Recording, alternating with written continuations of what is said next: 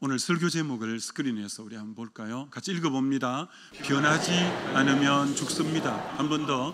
변하지 않으면 죽습니다.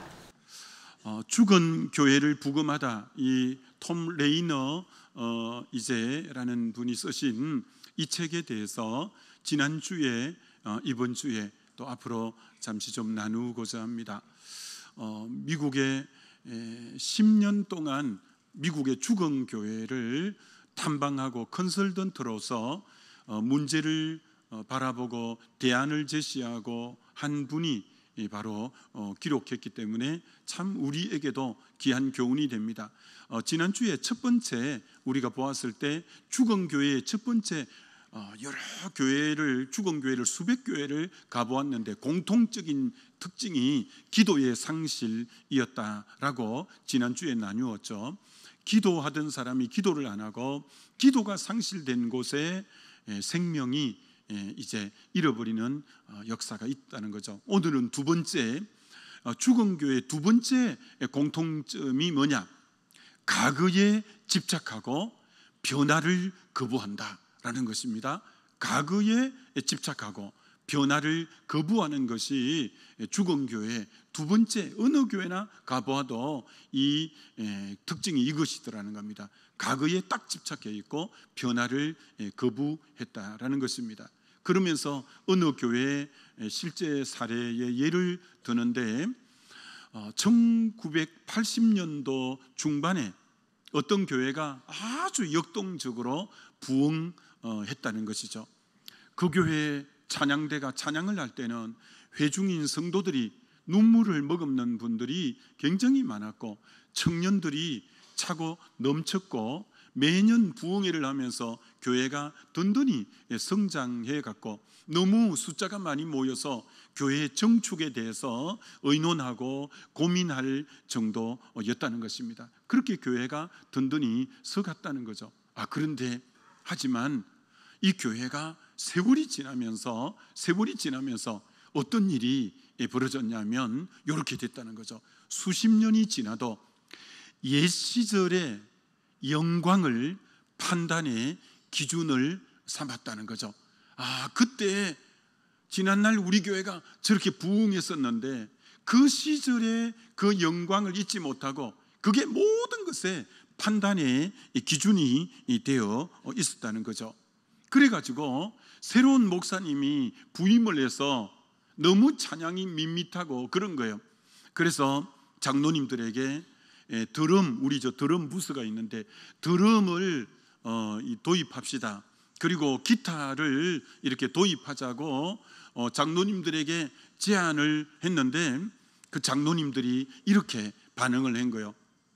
우리 교회는 지금부터 옛날부터 지금까지 파이프 오르간으로 찬송가만 늘 예배드리고 연주했지 드럼이나 기타나 이런 걸 사용한 적이 없고 복음송을 우리는 한 적이 없습니다. 그렇기 때문에 거절했다는 거예요. 우리는 파이프 오르간과 찬송가만 연주하는 교회다. 그렇기 때문에 받아들일 수 없다는 거예요. 드럼, 기타 이런 것은 안 된다는 거예요. 새로운 목사님이 와서 새가족부를 좀 조직을 개편을 하자 이렇게 말하고 그리고 구역도 좀 변화를 두고 홈페이지도 좀 새롭게 재편하자. 전에부터 해왔던 거라고 전부 거절을 당하고 통과된 것이 하나도 없다는 거예요. 그래서 죽어가는 교회에 슬로건이 있는데 뭐냐면 여러분 잘 보십시오. 여러분 중에서 저런 것이 남아있지 않는지 잘 살펴보셔야 됩니다. 변화를 거부하는 교회의 슬로건이 뭐냐? 우리는 항상 이렇게 해왔습니다. 우리는 전에부터 이렇게 항상 해왔습니다.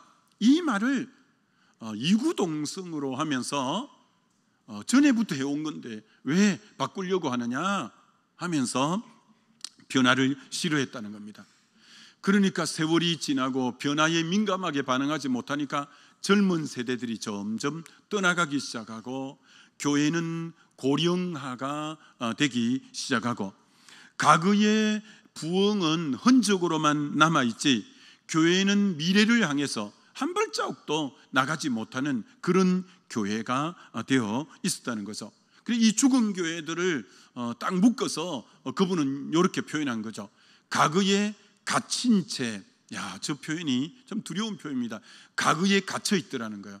지난날 우리가 부흥할 때 이랬는데 하면서 가그에 갇힌 채 미래를 거부하고 현재를 외면하는 교회는 결국 교회가 이제 멈추었다는 거예요. 호흡도 멈추었고, 그리고 앞으로 나가는 걸음도 멈추었고, 기대감도 다 멈추어진 그런 교회가 되어진 것은 가그에 갇혀 있기 때문에 그렇다라고 하는 거예요.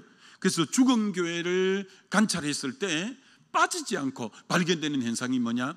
그들은 모두 가그에 집착하고 있었다. 그때 좋았었는데, 그때 되게 부흥했었는데 하면서 전부 가그에 집착하고 있었다는 것입니다.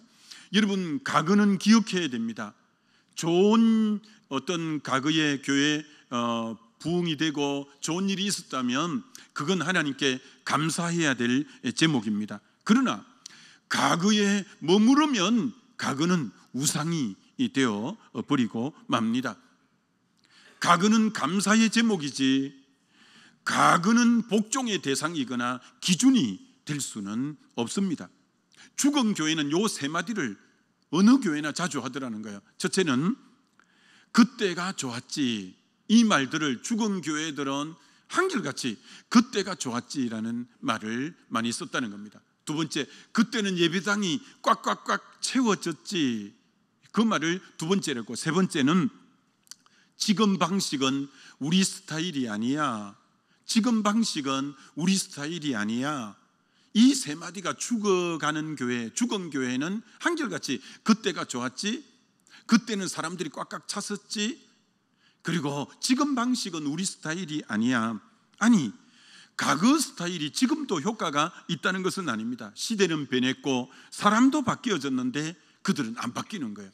이렇게 정리해 보면 복음은 변하지 않지만 복음을 전하는 방식은 시대에 맞게 지혜롭게 조정이 되어야 되는데 그것까지도 안 바뀌려고 하는 거예요. 복음은 변할 수가 없지만 복음 전하는 방식은 시대에 맞게 지혜롭게 조정이 잘 되어야 되는데 그렇지 않다는 거예요. 그리고 그런 교회는 그들은 과거의 영광을 신주단지처럼 붙잡았고, 과거의 영광을 신주단지처럼 붙잡고, 그 다음 말씀이 중요한데 하나님이 지금 하시는 일을 보려고 하지 않았습니다. 지금 하나님이 그 교회를 통해 하시고자 하는 일이 있는데 과거의 영광만 신주단지처럼 붙잡았지 하나님이 지금 하시는 일을 보려고는 하지 않았다라는 것입니다. 그 교회는 과거 전통이 우상이 되어져 있고 아무것도 과거에 했던 것 손대지 못하게 하고 바꾸려고 하지 않았다는 것입니다. 그러니까 죽은 교회는 쓸데없는 것을 붙잡고 고집을 피우고 변화를 추구해야 하는데 한사코 변화를 거부할 때 그 교회는 결국은 죽어갔다는 겁니다. 다시 이렇게 정리해 보면 죽은 교회는 변화를 거부하는 교회의 특징이 뭐냐? 경직됨이라는 거예요. 유연성이 전혀 없는 거예요. 아니 새로운 걸 좀 받아들이고 유연해야 되는데 딱 경직하고 굳어가지고 전에 우리 그렇게 안 했어 하면서 경직돼 있다는 것입니다. 무엇 하나 결정할 때는 회의의 회의를 거듭해야 되고 하나 바꾸기가 너무 어렵고 너무너무 이제 옛날 생각에 고정관념이 딱 사로잡고 있다는 것입니다. 그래서 과거의 추억이 있는 것을 버리지 못하는 거예요. 저 전자올가는 옛날에 누가 한 건데 우리 교회에 너무너무 귀중한 분이 재산을 털어서 한 건데 어떻게 저걸 바꿀 수 있겠냐고. 이제 소리가 안 나면 막 망치로 깨뜨려 버리고 새 걸 갖다 여야 되는데 과거의 추억이 있는 것은 절대 안 바꾸려고 하는 거예요. 새로운 변화가 필요한데 저걸 어떻게 바꾸냐고 소리가 안 나와도 과거의 추억을 떠나보내려 하지 않는 거예요. 자, 그래서 밑에 저 줄이 너무 중요한데 그 죽어가는 교회, 죽은 교회는 모든 것이 미래보다 과거에 집중되어져 있습니다. 여러분 개인 신앙도 그런 분이 없는지 잘 보셔요. 모든 것이 미래보다 과거에 집중되어져 있는 교회는 발전이 없고 변화가 없고 부흥이 결코 될 수 없다는 거예요. 비본질적인 것에 목숨을 걸고 그게 뭐 바꾸는 게 아무것도 그는 본질이 아닌데도 비본질적인 것에 목숨을 걸고 도리어 본질적인 것에는 무관심한 본질적인 것에는 도리어 무관심이 있고 결국 역사가 오래된 교회들이 고목이 되고 결국 죽음을 선택하는 그런 교회가 컨설턴트하면서 너무 많았다라는 거죠. 여기까지가 그 책에 나오는 내용이고, 이 책을 중심으로 다시 우리가 내 속에 이런 모습이 없는가 잘 봐야 돼요. 누가복음 5장 말씀을 보면서 새 포도주를 낡은 가죽 부대에 넣는 자가 없나니 만일 그렇게 하면 새 포도주가 부대를 터뜨려 포도주가 쏟아지고 부대도 못 쓰게 되리라. 새 포도주는 새 부대에 넣어야 할 것이니라. 여러분 저 말씀 많이 보셨죠? 무슨 내용이죠?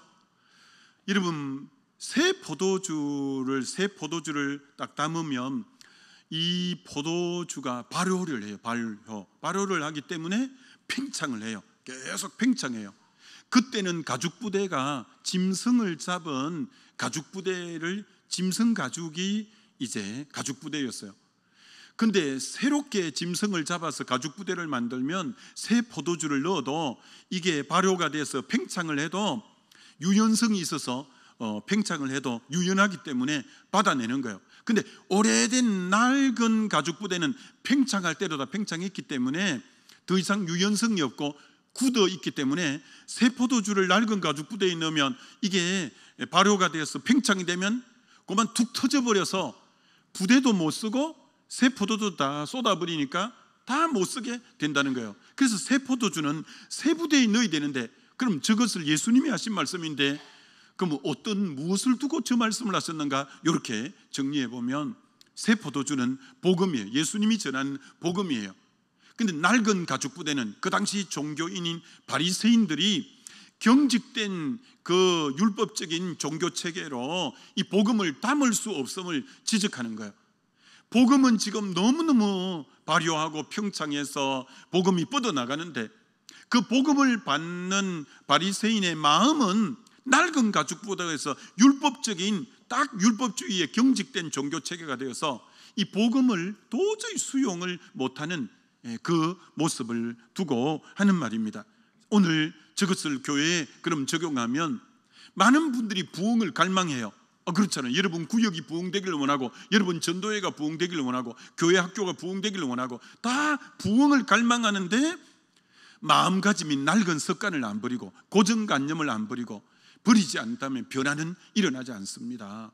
부대를 바꿔야 되는데 새 부흥을 갈망하면서도 생각과 마음가짐이 낡은 습관, 고정관념, 이 어떤 편견, 이 낡은 패러다임을 딱 안 바꾸고 가지고 있으면 변화는 결코 일어나지 않는다라는 것입니다.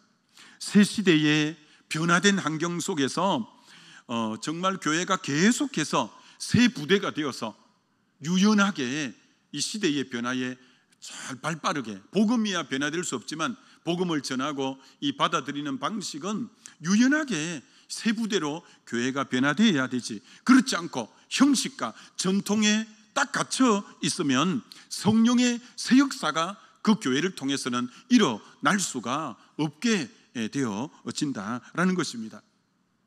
우리나라의 제일 큰 기업은 삼성입니다. 그죠? 삼성.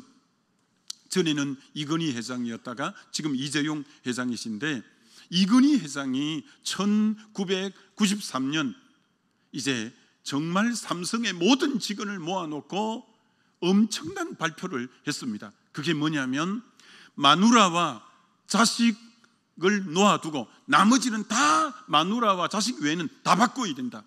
그래야 삼성이 변하지 않으면 삼성이 살 수 없다.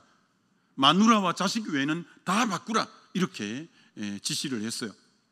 그때부터 삼성은 좋지 않는 것을 휴대폰이나 이런 걸 산더미처럼 해서 화형식을 다 하고 불 다 질러버리고, 정말 그때부터 새 기술을 도입하면서, 그래서 저 변화를 선언하고부터 휴대폰, TV, 반도체가 세계 1위 브랜드가 되어서 세계적인 기업이 되면서, 그러니까 삼성은 변화라는 것을 통해서 이 지금 열방에 얼마나 그런 부분이 다들 변화를 앞서거니 뒤서거니 해요. 그런데 변화를 통해서 생존도 하고 엄청나게 성장하게 된 열쇠가 바로 변화였다는 거예요. 시대에 발빠르게 변화하지 않고는 생존할 수도 없고 성장할 수도 없는, 그러니까 변화가 성장과 생존의 이 키가 다름 아닌 변화라고 할 수 있다는 것입니다. 제가 여러 지역에 집회를 하러 다니면서 그 목사님들, 장로님들이 이런 말씀을 참 많이 들었어요.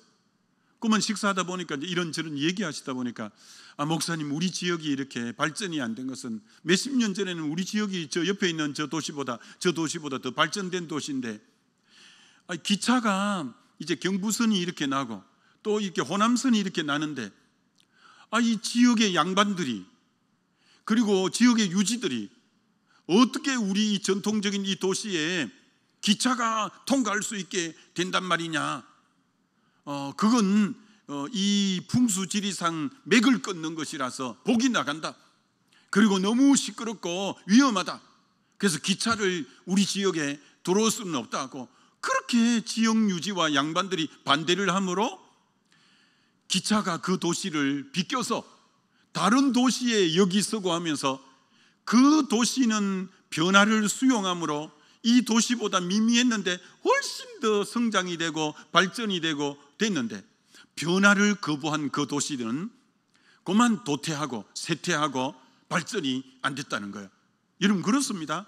시대마다 발빠르게 변화에 대처하지 못하고 변화하지 않으면 도태하는 거예요. 쇠퇴하는 거예요. 낙후되는 거예요. 그런 도시가 한두 개가 아닙니다. 그 전통적 사고를 바꾸지 못해서, 그 옛날 낡은 패러다임을 바꾸지 못해서 변화를 수용하지 못함으로 도태해버리고 쇠퇴해버린 그런 도시들이, 그런 개인들이 얼마나, 그런 교회들이 많은가라는 것이죠. 여러분, 몇십 년 전만 해도 우리나라를 대표하는 교회는 영락교회, 또 대표하는 목사님이 한경직 목사님이에요. 그분 책을 보면서 이런 내용이 있어요. 그 교회는 늘 이 대예배 마치기 전에, 축도하기 전에 성령을 3장을 성령으로, 찬송가 3장을 성령으로 불렀다는 거예요. 이제 몇 년간 불렀기 때문에 이 한경직 목사님이 성령을 내년 연초부터는 바꾸어야 되겠다고 3장에서 1장으로 바꾸었대요. 그리고 1장으로 바꾸고 새해에 예배를 딱 들었는데 권사님 여러 명이 목양실로 찾아왔대요. 그러면서, 목사님, 성령 때문에 은혜가 안 됩니다. 성령 때문에 은혜가 안 된다고. 여러분, 그것은 익숙해진 것과 결별하기를 싫어하는, 익숙한 것이 옳다고 생각하는 거예요. 익숙한 것이 바르다고 생각하는 거예요. 전통이, 오래부터 해내려오는 전통이 맞다고 생각하는 거예요. 아닙니다. 전통이 진리는 아닙니다. 오래된 것이 바른 것은 아닙니다. 얼마든지 새롭게 시대에 발맞추어서 바꾸어 가야 되는데, 세상에 그 성령 바꾸었다고 은혜가 안 된다고 무더기로 찾아와서 이렇게 하는데, 여러분 보고 하시는 말씀은 아닌가요? 여러분은 조금만 익숙한 것에서 변화만 되면 그게 막 은혜가 안 되고 그게 이상한 것 같고 틀린 것 같고, 아닙니다, 여러분. 그래서 구본영 씨라고 익숙한 것들과 결별이라고 두꺼운 책인데 유명한 책을 썼습니다. 익숙한 것에 안주해 있고 변화하지 않은 것은 시대마다 도태한 것을 써놓은 거예요. 익숙한 것에 안주하고 있으면 안 된다. 변화를 시도해서 변화돼야만이 새롭게 될 수 있다라고 말씀하는 거죠. 근데 여러분, 다시 한번 여러분 잘 생각해 보셔야 돼요. 가그가 발목을 잡아서 하나님이 그를 새롭게 일해 가시지 못하는 교회, 개인이 많아요. 여러분, 가그로부터 단절이 결코 쉽지 않습니다. 뭘 보고 할 수 있냐면, 여러분, 출애굽기에 하나님이 출애굽을 시켜준 이유가 뭐냐면, 물론 때가 되어서 출애굽을 시켜줬지만 출애굽기 2장 마지막 그 뒷부분에 보면 고된 노동으로 인하여 그들의 탄식이 너무너무 4대 동안 부역을 람세성과 국고성 람세성과 비돔성을 쌓으면서 허구한 날 임금도 안 받고 그 부역을 하면서 그걸 4대 동안 해내려온 430년간 해내려온 거예요. 그런데 그것 때문에 너무 고대해서 탄식 소리가 하늘에 사무쳐서 하나님에게 상달이 되어서 그 소리를 듣고 하나님이 레위인 한 남자와 레위인 여자가 결혼하게 해서 모세를 그곳에 태어나게 하고 모세를 출애굽시키기 위해서 바로에게 보내서 출애굽을 시켰어요. 그들이 출애굽을 할 때 얼마나 감격스럽고 기뻤는데 이제 종에서 풀려났어요.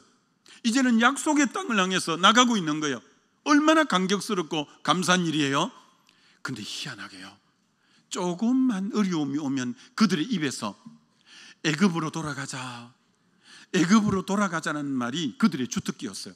조금만 힘들면요, 아니 애굽이 어떤 곳인데 자녀가 태어나도 종이 돼야 되고 임금도 못 받고 부역을 해야 되고 얼마나 종으로서 비인간적인 대우를 받은 그런 남자아이가 태어나면 나일강의 수순에 제물로 드려야 되고 정말 살 수가 없는 그런 곳인데 가그에 익숙해진 것 때문에 광야를 지나면서 약속의 땅을 안 바라보고 조금만 고통스러우면 애굽으로 돌아가자, 애굽으로 돌아가자. 그들이 종살이하면서 고기를 얼마나 먹었다고 우리가 그 부엌에 가마손 옆에서 고기 먹던 게 생각난다, 돌아가자. 부추 먹던 게 생각난다, 돌아가자. 수박 먹던 게 생각난다. 세상에 그 미미한 게 생각난다고 가구로 돌아가자는 거예요. 여러분, 가그가 얼마나 사람을 지배하는 지배력이 강한지 모릅니다. 참 너무 기가 차죠. 그들을 출애굽시켜서 약속의 땅으로 가는데 가그가 그들을 지배해서 결국 애굽으로 돌아가자고 해서 그들 대부분이 약속의 땅까지 못 가고 다 중간에 탈락하고 죽게 되고, 그것이 가그에서 단절이 안 돼서 그런 일이 일어나게 된 것이라 라고 할 수 있는 거죠. 여러분, 그렇기 때문에 여러분이 가그의 성공도 가그의 실패도 잊어버려야 돼요. 가그가 업적이 많다고 나의 기념비를 세우고 가그만 음미하고 있으면 안 돼요. 이사야 43장에 18절에 너희는 이전 일을 기억하지 말며 옛적 일을 생각하지 말라. 홍해를 건너는 놀라운 일이 있어도 그 가그에 도취되어 있으면 새롭게 앞을 전진해 나가지 못하는 거예요. 가그를 잊어버려라, 가그와는 단절해라 라고 하는 거예요. 오늘 본문 빌립보서 3장 13절도 오직 한 일, 즉 뒤에 있는 일은 잊어버리고 과거 일에 대해서 깨끗이 단절해야 하나님이 그를 새롭게 새 일을 이루어 가시는 거죠. 믿음의 삶이 어떤 삶이냐? 과거로부터 떠남으로 믿음의 삶은 시작되는 거예요. 아브라함에게 너 본토, 친척, 아비 집을 떠나 내가 너에게 지시할 땅으로 가라. 믿음의 삶의 출발은 과거로부터 단절로부터 시작되는 거예요. 주님의 제자들이 배를 버리고 부친을 버리고 건물을 버리고 세금 거두는 자리를 버리고 과거와 단절하면서 주님을 따라 나갔을 때 하나님이 성령을 부으시고 그들을 통해서 사람 낚는 어부가 되게 하고 하나님 나라의 새 역사가 과거에 단절하는 그들만 통해서 하나님이 새 일을 이루어가는 것처럼 여러분이 과거에 붙잡혀 있으면 하나님이 여러분을 통해서 새 일을 이루어갈 수 없어요. 오늘 이 말씀을 들으면서 내 안에 과거에 그 잡혀있는 고정관념이, 고정관념 안에 내가 사로잡혀 있는 게 없는가? 내가 내 안에 있는 지난날에 가지고 있는 선입견에 붙잡혀 있는 게 없는가? 내 안에 낡은 패러다임이 없는가? 내 안에 옛날부터 해내려오던 익숙한 습관에 붙잡혀 있는 게 없는가? 여러분, 점검해 봐야 돼요. 이게 쉽지 않습니다. 베드로가 오순절날 성령을 받고 3,000명이 돌아오고 5,000명이 돌아오게 했는데 그럼 다 된 것 같잖아요. 근데 과거로부터 벗어나지 못하는 거예요. 사도행전 10장에 백부장, 로마 백부장 고넬료에게 복음을 전하는데 베드로를 통해서 저 집에 복음을 전해야 되는데 베드로가 지붕에서 기도하는데 환상이 보이는 거예요. 보자기에 네발가진 짐승, 기는 짐승, 레위기 11장에 그 부정한 짐승이 가득 들어있는데 하나님이 잡아먹으라 이런 음성이 들려요. 그때 베드로가 반응합니다. 저는 부정한 것은 안 먹습니다. 이렇게 반응하는 거예요. 내가 거룩하다 했는데 네가 왜 속되다 하느냐. 잡아먹으라. 주여, 저는 속된 것을 먹지 않습니다. 베드로 말하는 거 좀 보세요. 주여라고 하면 주는 그분이 내 왕이요 주인인데, 주여 그럴 수 없습니다. 주여라고 할지 말든지 주여 그럴 수 없습니다를 세 번이나 그렇게 말하는 거예요. 그 율법주의, 유대주의에서 아직도 못 벗어나서 이방인들에게 가는 것을 꺼리는 거예요. 이방인들에게 가는 것을. 결국 하나님이 옛 생각, 옛날 패러다임을 못 버린 베드로를 이방인 사도로 못 쓰고, 결국은 사도 바울, 다소라는 이방 지역에서 살아서 이방인과 익숙한 이 사도 바울을 통해서 이방인 사도로 세우는 거예요. 여러분, 오늘도 하나님이 들어 쓰지 못하는 사람은 누구냐? 아직도 과거 패러다임에 붙잡혀 있고 과거의 선입관, 고정관념에 붙잡혀 있는 사람을 통해서는 하나님이 그를 통해 새 일을 이루지 않아요. 여러분이 과거의 고정관념과 과거의 선입견과 이 낡은 패러다임, 익숙한 것들과 결별할 때 하나님은 여러분을 새롭게 사용하실 줄 믿습니다. 그런 우리가 되어져야 된다는 거예요. 수년 전에 이 말씀 준비하니까 그분이 떠올랐어요. 그분이 저에게 와서, 목사님, 저도 변화되고 싶다고 하는 거예요. 얼마나 그 기특한 표현이에요. 변화되고 싶다는 거예요. 그래서 제가 참 변화되고 싶다고 이렇게 찾아와서 뭘 건면할까 하다가, 여러분 제가 제일 잘 건면하는 게 뭐냐면 새벽 기도부터 시작해 보십시다 이렇게 했어요. 변화되고 싶다니까. 근데 자기는 절대 새벽은 못 일어난다는 거예요. 그래서 마음이 약간 좀 씁쓸했지만 자기 변화되겠다 해서 변화의 길을 내가 새벽 기도부터 시작해 보십시다 했는데 새벽은 절대 못 일어난대요. 그럼 어떻게 할까 하다가 좀 삶의 틀을 이분이 좀 바꾸어서 변화를 경험하면 좋겠다 해서 여름이나 겨울에 우리 교회가 외국에 지금도 헝가리 단기 선교 나가 있는 것처럼 단기 선교를 한번 다녀오십시다 하니까 그건 마음이 동하지도 않는데요. 그래서 내가 또 꾹꾹 약간 눌렸어요. 그러면 은혜의 동산을 하면 정말 이번 9월 7일부터 은혜의 동산 13기가 있잖아요. 은혜의 동산 들어오면 전부 주님을 인격적으로 만나고 성령을 체험하고 치유를 경험하고 너무너무 변화된 분들이, 감정들이 넘친다고 은혜의 동산을 해보자고 했더니 자기는 소그룹해서 속을 또 열어놓는 거, 그건 딱 질색이라네. 그래서 내가 진짜 흥분을 가라앉히고, 그러면서 또 나보고 이러는 거야. 목사님을 보니까 하나님이 목사님 통해서 역사하시는 것 같은데 자기에게는 역사 안 한다고. 내가 입장 바꿔놓고 생각해봐라. 내가 하나님이 역사하겠는지. 여러분 무슨 말이냐면은, 하나님이 역사 못하는 것은 자기가 마음을 닫고 있고 변화를 거부하기 때문에 하나님이 그를 통해 역사를 못하는 거지, 하나님이 우리를 변화시키고 싶지 않아서 그런 게 아니에요. 스스로 변화를 거부하기 때문에 주님이 역사 못하는 거예요. 오늘 여러분, 난 누구 때문에 변화가 안 된다고요? 그 핑계예요. 아니에요. 여러분이 정말 변화를 위해서 나가면 돼요. 자, 그런데 왜 변화를 사실은 잘 못하느냐 하면, 변화는요, 지금 안정된 삶에서 그 울타리를 걷어버리고 새로운 도전을 향해서 일어서는 자만이 변화의 놀라운 것을 경험할 수가 있어요.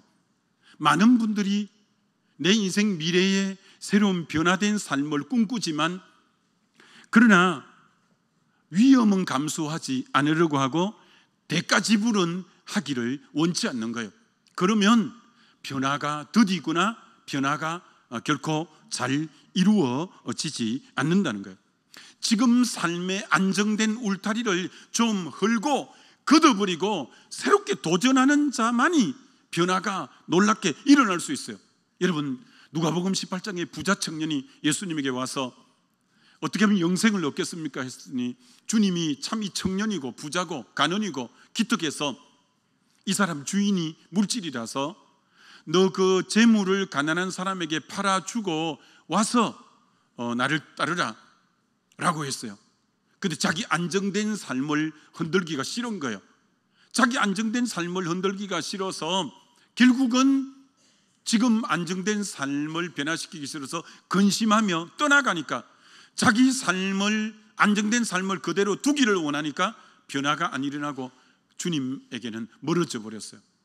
여러분, 마리아에게 가브리엘이 찾아와서 예수님이 그를 통해 태어날 거라는 거예요. 아니, 내가 사내를 경험하지도 못했는데 어떻게 예수님이 태어난단 말입니까? 성령이 너를 덮으면 그렇게 될 수 있다. 마리아에게 갈등이 일어나는 거예요.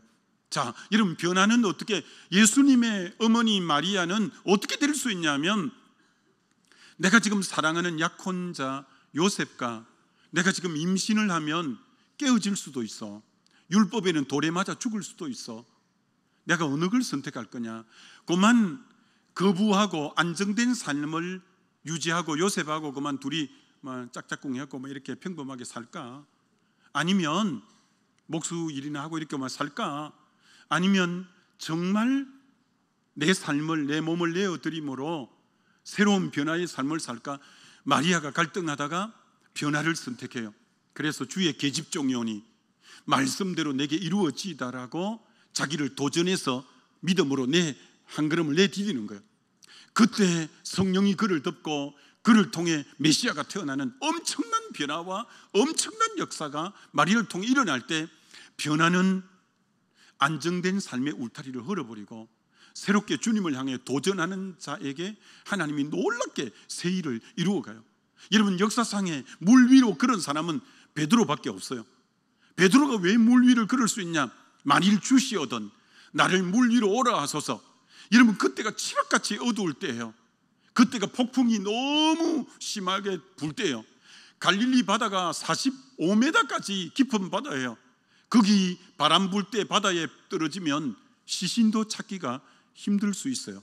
그런데 주님에 대한 믿음이 안정된 삶을 포기하고 주시오던 나를 물 위로 오라 하소서, 오라 했더니 믿고 딱 뛰어내렸는데 물 위를 저벅저벅 걷는 엄청난 기적의 주인공이 될 수 있었던 것은, 변화는 아무나 경험하는 게 아니에요. 위험한 것을 이제 감수하고 대가 지불을 하고 나를 내어 맡길 때 하나님이 나를 통해 새 일을 이루어 가는 거죠. 오르바하고 룻하고 그 시어머니가 너희들 그만 모함 여자니까 20대 초반이니까 새로운 남편 만나서 새 가정 이루어 가라 이렇게 했어요. 오르바는 알겠사와요 하더니 역사 속에 사라졌어요. 안정을 택한 거예요. 근데 룻은 이방 여인이 선민들 속에 산다는 것은 정말 왕따를 당하기 쉽고 자기 삶의 어려움이 감지되는 삶이에요. 그러나 이것이 어머니 하나님이 나의 하나님, 어머니 가는 곳에 나도 가고 어머니 죽는 곳에 나도 죽겠다는 결단 속에 믿음으로 따라서 베들레헴으로 들어갔어요. 변화는 그렇게 모험하고 믿음으로 대가 지불하는 자를 통해 하나님은 제일 좋은 보아스를 신랑으로 만나게 하고 그곳에 왕족인 다윗의 후손이 태어나게 하고 메시아의 계보에 올라가는 엄청난 변화의 축복은, 오늘 왜 내 삶의 변화가 안 될까? 그 지금 익숙해져 있는 안정된 삶의 틀을 조금 더 바꾸려고 하지 않기 때문에 아무 일도 안 일어나는 거예요. 여러분이 다시 새벽기도 나오고 다시 선교도 나가고 다시 여러분들이 이제 은혜의 동산도 섬기미도 하고 뭐도 하고 하면서 새로운 변화, 9월 되면 여러 제자 훈련도 또 이제 발표하게 조금 이따 될 거예요. 그런 변화가 있을 때 여러분을 내에 맡겨야 새 변화가 일어날 수 있다는 거예요. 오늘 본문 사도 바울이 대단하죠. 나는 잡았다 함도 아니요, 이루었다 함도 아니요, 얻었다 함도 아니라 앞에 있는 것을 잡으려고 쫓아간다. 야, 사도 바울은 27권의 신약 성경 중에 13권을 쓰고 가는 곳마다 영혼을 구원하고 교회를 세우고 표적과 기적은 상식처럼 그렇게 많이 일으킨 사람인데 아직도 잡았다 함도 아니래요. 아직도 이루었다 함도 아니래요. 앞으로 내 앞에 있는 둯대를 향해 나는 달려간다고 영적인 갈망을 하는 거예요. 우리가 보면 정상의 위치에 올랐고 할 만큼 주의 일 많이 했는데 그는 멈추려고 하지 않아요. 여러분, 적당하게 인생 살다가 적절하게 섬기다 가려고 하지 마세요. 이제 난 뭐 직분도 더 이상 받을 것도 없고 그만 적절하게 하자, 대충 나도 할 만큼 하지 않았냐, 그 정도 아니에요. A.W. 토저 박사가 참 이 말이 도전이 되죠. 이렇게 말했어요. 자기 만족은 모든 영적 성장에 치명적인 해를 가한다. 그만 이 정도로 적당하다고 만족해버리는 것은 영적 성장에 치명적인 해를 가한다. 사도 바울은 그렇게 많은 일을 해놓고도 나는 잡았다 함도 아니다, 이루었다 함도 아니다, 나는 얻었다 함도 아니다, 나는 뒤에 있는 일을 잊어버리고 앞에 있는 표대를 향하여 난 달려간다.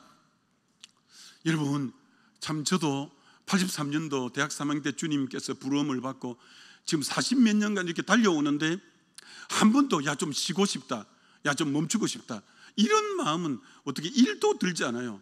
천국 가서 쉬어야지 이런 생각만 들고, 이 땅에서는 할 수 없는 전심전력으로 주님 위해서 달려가 봐야지, 이 한 목숨 온전히 뿌리채 송두리채 주님 위해서 드려봐야지, 이 마음만 갈수록 불타게 되는 거예요. 여러분, 우리 교회가 앞으로 더 놀라운 하나님의 이런 역사, 하나님이 쓰시는 교회는 역동적이고 끊임없이 변화에 발빠르게 이제 반응하고 말씀에 능동적으로 반응하기서 나갈 때 새 변화, 새 일들이 우리 교회를 통해서, 여러분을 통해서 일어나게 되어질 줄 믿습니다.